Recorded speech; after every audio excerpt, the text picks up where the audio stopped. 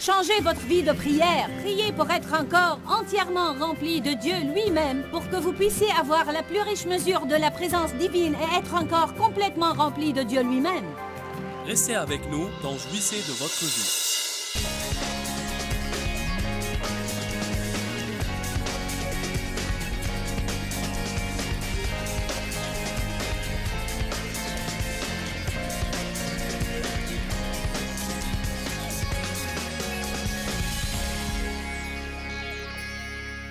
L'un des desseins de Satan est d'essayer de donner à tout le monde des soucis pour qu'ils restent chez eux, à soigner leurs blessures et à s'occuper de leurs propres tracas, au lieu de porter assistance aux autres personnes. Qui de vous a remarqué que dès que vous essayez de vous investir dans le ministère,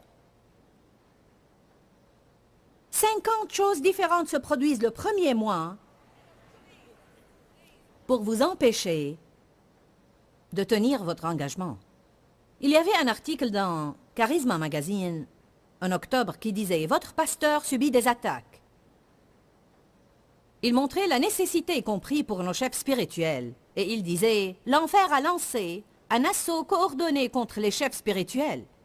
Êtes-vous prêt à apporter la couverture de prière nécessaire pour les protéger ?» Je voudrais vous lire quelques extraits.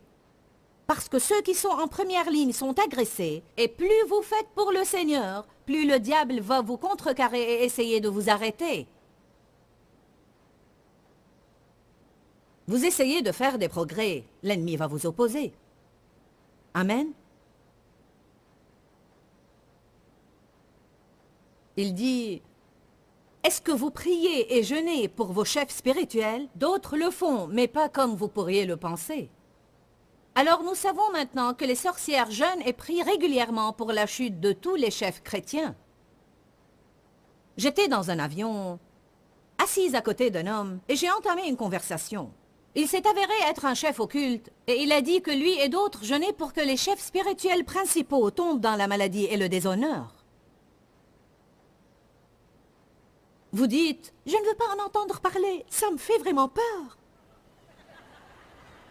C'est exactement ce que le diable veut. Il veut que vous n'en sachiez rien. Il ne veut pas que vous compreniez que le diable est vrai et qu'il rôde comme un lion rugissant cherchant qui il dévorera. Il ne veut pas que vous compreniez que vous avez pouvoir et autorité sur lui, que la Bible dit qu'il est sous vos pieds et que vous êtes assis en Jésus-Christ dans les lieux célestes, au-dessus de toute domination et de toute autorité.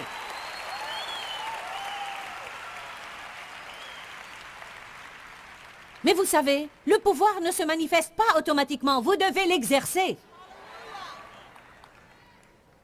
Et on ne va pas exercer notre pouvoir en restant chez nous, déprimés et se demandant pourquoi tout ne se passe pas comme on veut. Je vais faire un enseignement dans les semaines et mois à venir au sujet de l'autorité spirituelle, parce que le croyant a le pouvoir, et réaliser cela devrait nous revigorer. Oui, le diable est vrai, et oui, il est puissant, mais il n'est pas plus puissant que vous, parce que Luc chapitre 10, 19 dit, « Voici, je vous ai donné le pouvoir et l'autorité sur toute la puissance de l'ennemi, et rien ne pourra vous perdre, et rien ne pourra vous nuire. » Il a du pouvoir, mais vous en avez davantage. Celui qui est en vous est plus grand que celui qui est dans le monde. Écoutez-moi, je vais dire quelque chose que tout le monde doit entendre. Vous ne pouvez pas exercer le pouvoir sur le diable et agir comme le diable en même temps.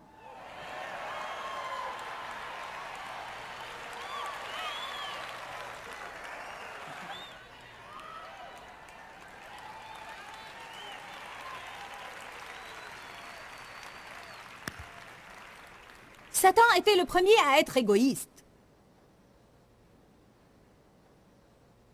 En fait, tout ce qu'il fait, c'est parcourir la terre et propager ses voies égoïstes et égocentriques. Je pense qu'un petit démon s'assied sur chacune de nos épaules. Et il nous chuchote à l'oreille. « Hé, et moi alors?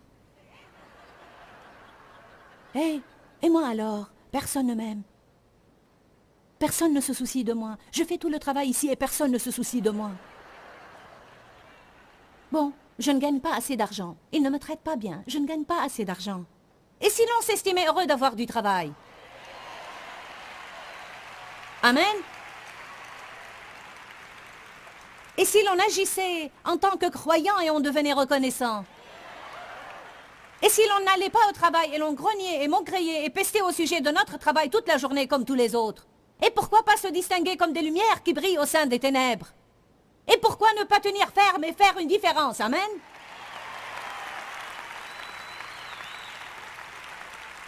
On sait qu'on a un problème grave, puisque lors de la dernière élection présidentielle, 22% seulement des chrétiens ont pris la peine de sortir de chez eux et de voter. Ouh, je prêche bien ce soir.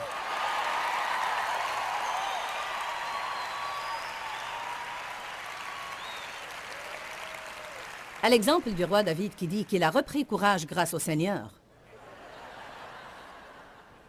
Bon voilà, de toute façon, je vous exprime un peu ces choses qui tournent dans mon esprit au sujet de l'autorité spirituelle. Oui, nous avons le pouvoir et nous devons exercer ce pouvoir. Ça ne va pas se réaliser tout seul, mais ce qui serait idiot, c'est assister à des conférences sur le combat spirituel toute la journée et puis espérer exercer le pouvoir sur le diable alors que je reste cloîtré chez moi à agir comme le diable.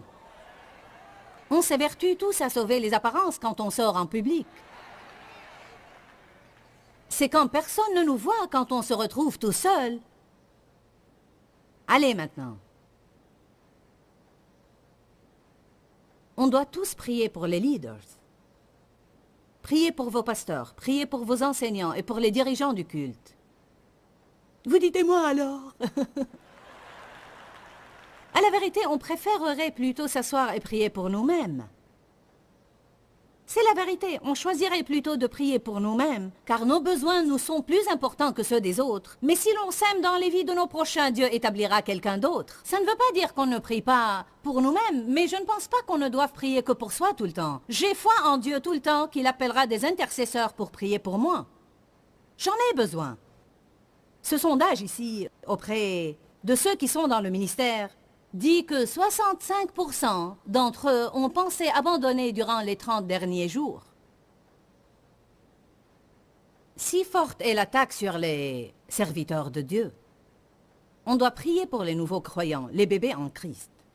Toute personne née de nouveau a besoin d'avoir un croyant plus mûr pour les former. Vous avez un appel dans le corps du Christ. Et vous devez être actif dans cette vocation. Plus on prend racine chez soi et on ne pense qu'à soi, plus on va être malheureux et moins de nos problèmes vont être résolus. Si on sème dans la vie de quelqu'un d'autre, Dieu occasionnera une moisson et une percée dans notre vie.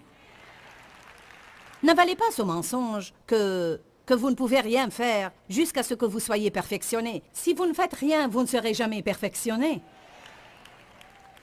Vous n'aurez pas à diriger le monde. La Bible dit que si un aveugle conduit un aveugle, ils tomberont tous deux dans une fosse, mais vous devez faire quelque chose.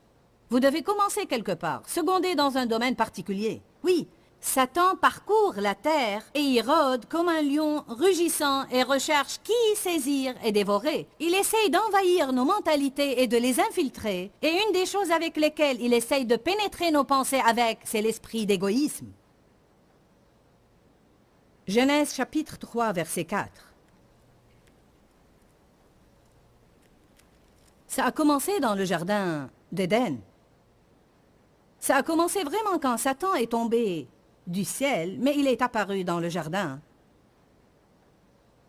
Et réellement, tout ce problème avec la désobéissance d'Adam et Ève n'était qu'un acte d'égoïsme. Genèse 3, versets 3 et 4. Sauf le fruit de l'arbre qui est au milieu du jardin. Dieu a dit, vous n'en mangerez pas et vous n'y toucherez pas de peur que vous ne mouriez. Mais le serpent dit à la femme, non,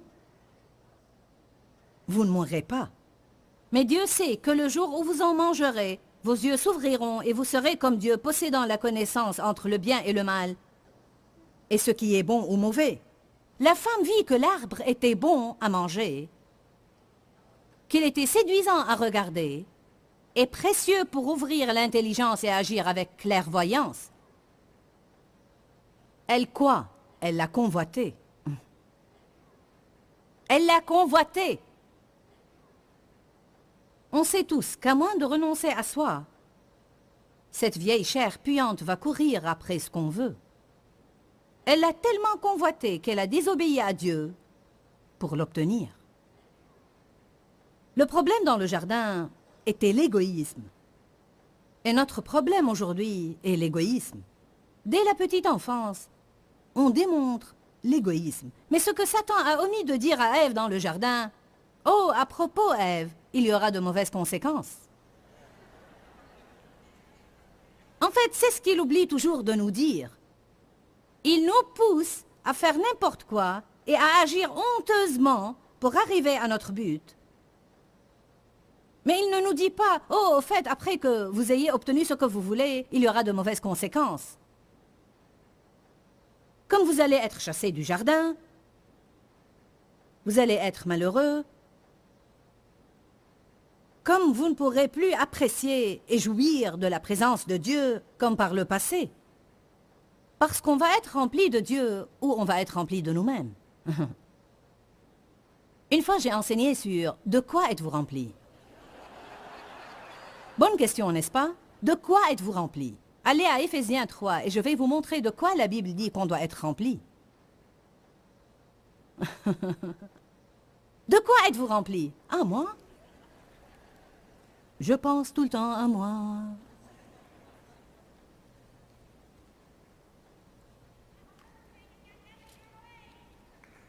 Éphésiens chapitre 3. Je pense que c'est le verset 19 que je veux considérer.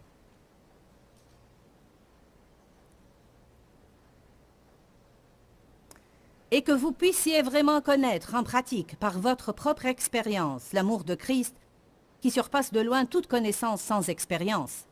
C'est ce que Paul a prié pour l'Église, en sorte que vous soyez remplis, que tout le monde dise remplis, remplis et comblés jusqu'à recevoir toute la plénitude de Dieu, que vous puissiez avoir la plus riche mesure de la présence divine, et écoutez ça, et que vous puissiez devenir un corps complètement rempli et inondé de Dieu lui-même. Ouh, alléluia! De quoi est-on supposé être rempli? De Dieu. De quoi Satan veut-il qu'on soit rempli? De nous-mêmes. Voici le genre de choses que Paul a prié pour l'Église. Qu'est-ce qui se passerait si on changeait notre vie de prière? L'ajuster juste un petit peu. Oh, Éternel, je dois avoir une augmentation au travail. Et Seigneur, si je ne me marie pas la semaine prochaine, je ne pense pas que je puisse rester chrétienne. Et Dieu, si tu ne changes pas mon mari, je vais abandonner et je vais laisser tomber. J'ai besoin de plus d'argent et j'ai besoin d'une plus grande maison et je dois avoir ma percée. Dieu, je dois l'avoir. Quand est-ce que je vais avoir ma percée? Éternel, je pense que j'irai à la conférence de Joyce Meyer et j'espère que j'aurai ma percée. Ainsi, vous venez espérant que je vous interpelle. Oh, Éternel, s'il te plaît, fais que Joyce ait une parole pour moi. Je vais essayer de m'asseoir devant parce qu'ils appellent toujours ceux qui sont à l'avant. Je vous dis quelque chose. J'ai effectivement une parole pour vous et je vous appelle également.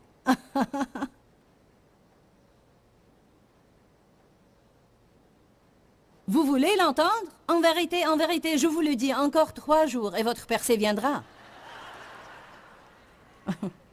Oui, il y a une place pour ça et un temps pour le faire. Dieu fait ces choses-là et je respecte et apprécie les dons de l'esprit. Et il y a eu des périodes où j'ai voulu et j'ai reçu des paroles moi-même. Mais j'ai une parole pour vous ce soir. Amen, je vous le dis, grandissez. Amen, je vous le dis, ôtez-vous de vos pensées. J'ai une parole pour vous ce soir. Changez votre vie de prière. Priez pour être un corps entièrement rempli de Dieu lui-même, pour que vous puissiez avoir la plus riche mesure de la présence divine et être un corps complètement rempli de Dieu lui-même.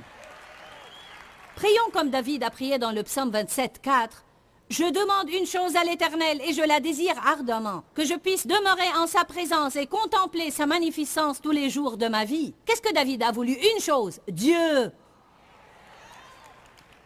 Davantage de Dieu, la plénitude de Dieu, obéir à Dieu, m'effacer moi-même, m'ôter totalement de mes pensées, cesser d'être égoïste et égocentrique.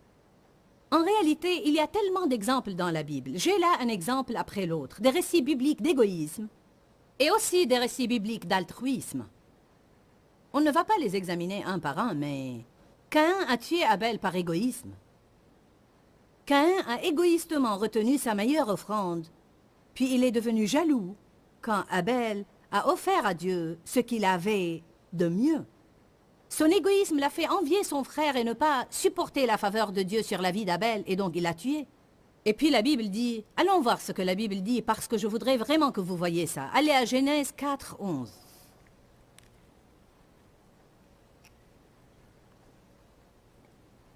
Il y a toujours des conséquences. Je crois vraiment que beaucoup de gens en ce moment même, ceux qui sont dans le bâtiment ce soir et ceux qui regardent l'émission à la télé, je crois qu'il y a un très grand nombre d'entre nous qui vit avec les conséquences de décisions égoïstes, et malgré cela, on ne comprend pas pourquoi on n'est pas satisfait. Eh bien, je vais à l'église et j'ai acheté les cassettes et j'ai obtenu le t-shirt.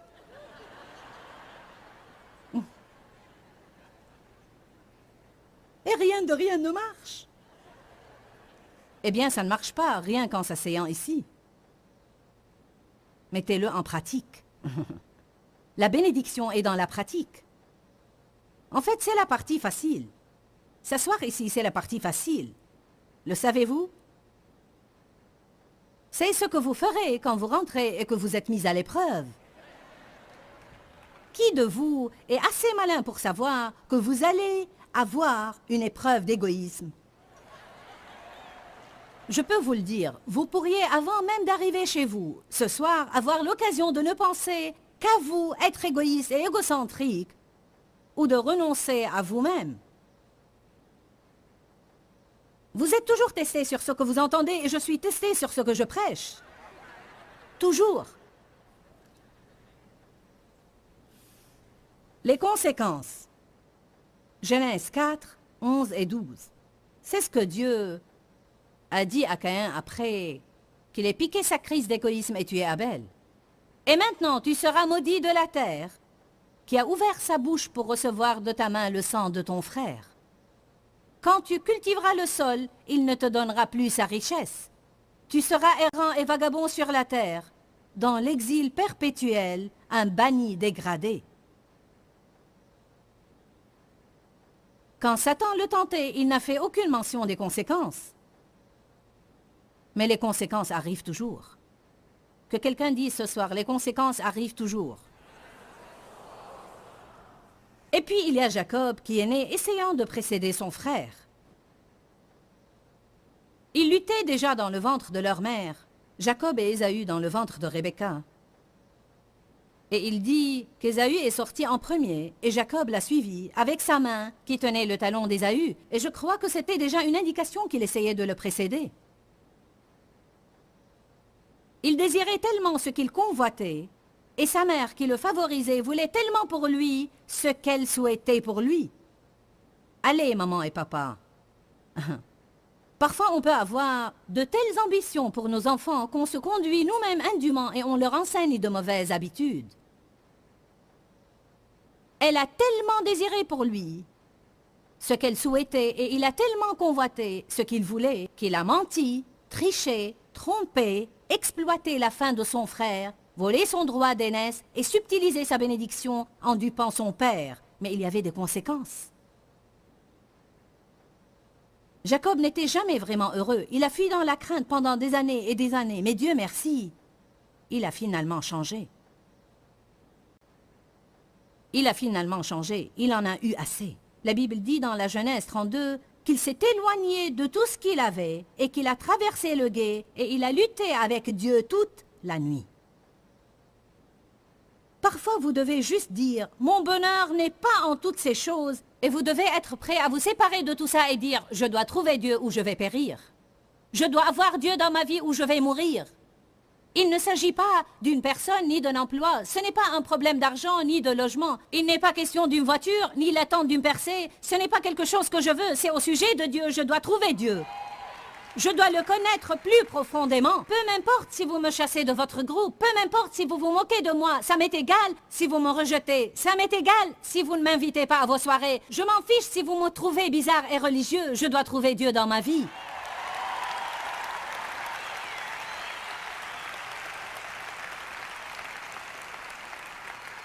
savez, rien que l'égoïsme de vouloir être apprécié dans la vie empêche beaucoup de gens d'avoir un rapport ardent avec Dieu.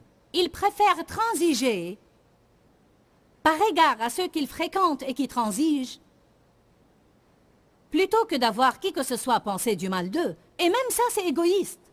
Luc 12, 16. Et il leur dit une parabole. Les terres d'un homme riche étaient fertiles et avaient beaucoup rapporté. Et il raisonnait et se demandait en lui-même, j'aime ça. Il n'a pas demandé à Dieu, il s'est demandé lui-même. Qu'est-ce que je veux? Non pas Dieu, que veux-tu? Mais qu'est-ce que je veux? Bien des jours, quand on se lève, on pense, qu'est-ce que je veux? Qu'est-ce que je veux faire aujourd'hui? Allez maintenant. Que faisons-nous? Pour qui vivons-nous? Vous savez, je parle à beaucoup de personnes qui regardent la télé en ce moment. Prenez garde, je vous prie, à ce dernier verset que je viens de lire. Que faites-vous? Et pour qui vivez-vous? Bon, j'espère et je prie que vous avez aimé l'enseignement d'aujourd'hui sur l'égoïsme et du besoin de s'élancer au-delà de nous-mêmes et de porter assistance aux autres. Comme je l'ai dit au préalable, pour bien des années dans ma vie, j'étais une femme très égoïste et égocentrique. Et pour être franche, je dois encore, comme tout le monde, combattre cela de temps en temps. Je crois réellement que cet enseignement est extrêmement précieux. On parlait du besoin de jouir de la vie quotidienne parce que Jésus dit dans Jean 10, 10 qu'il est mort non seulement pour qu'on puisse avoir la vie, mais pour qu'on jouisse de cette vie. Je crois vraiment que l'une des manières, et peut-être la seule manière de pouvoir vraiment jouir de notre vie quotidienne, c'est de ne pas être égoïste et égocentrique. N'oublions pas que l'égoïsme nous rend vraiment malheureux et misérables.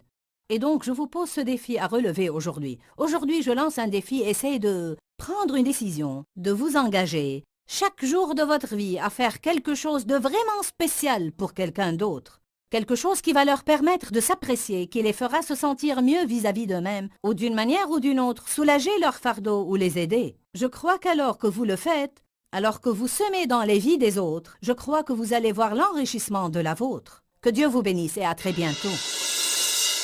Quand, Seigneur, quand? Dans ce livret, Joyce Meyer vous apprend à faire confiance au temps de Dieu. Pour obtenir ce livret gratuitement, écrivez-nous à Joyce Meyer, boîte postale 40095-6300, Larnaca, Chypre. Ou bien visitez notre site web www.joycemeyer.org/fr.